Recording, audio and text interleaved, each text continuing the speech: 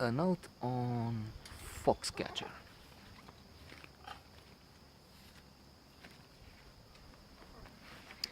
An outstanding film. In fact, in that year, it was there in the top three, maybe five, in my view. I tend to disagree, so to say, with the Academy when it places, for instance, Spotlight, Moonlight, up there on the first top spot. Worthy as these films are, I mean, in my book, they're not number one. They're not with the first five, maybe the first 10 sometimes. Steve Carell is wonderful here as John Dupont, showing that, again, in my book, he would better concentrate on roles like these if they're available for him. I mean, if they send the script and they make the films, and quite often they're just projects that never happen, rather than Even Almighty and some of the silly comedies that, alas, do not use the potential of this actor. I was going to say I think, but I'm sure after Foxcatcher. If I'm wrong, I may be, but I'm sure. Channing Tatum is also good here, even if this is not my favorite actor by a long shot. Mark Schultz. Mark Ruffalo is David Schultz. Mark Ruffalo has upset me a lot this spring with his signing with Oliver Stone and other luminaries of Hollywood, signing a letter endorsing Jean-Luc Mélenchon for the presidential elections in France. A guy who wants to join the Bolivarian Revolution, of all things, and other mad ideas. There's also Sienna Miller, Nancy Schultz, the wife of Mark Ruffalo, and Vanessa Redgrave, Jean Dupont, another leftist. Actors can be splendid on stage, on screen, but they can have such ideas in real life that it can be horrifying.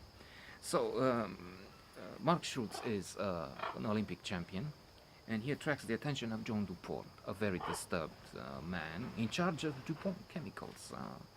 Extremely wealthy, he has a hacienda, so to say. He has means he can buy something like a tank from the army at one point. Termina, he's into guns, so he has this another strange ideas of taking the Olympic team under his wing. Hell is paved with good intentions.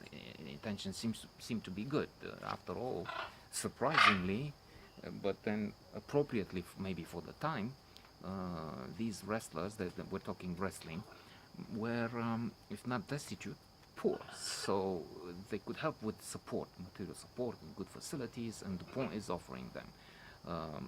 Mark Ruffalo, David Schultz, the brother who is also the coach of Mark, in the first place is not keen on the idea, but then he sees some advantages and they work. They go to Seoul, and there are good results, which, in a way, obviously, maybe we can say, John Dupont likes to boast about. He likes to show off.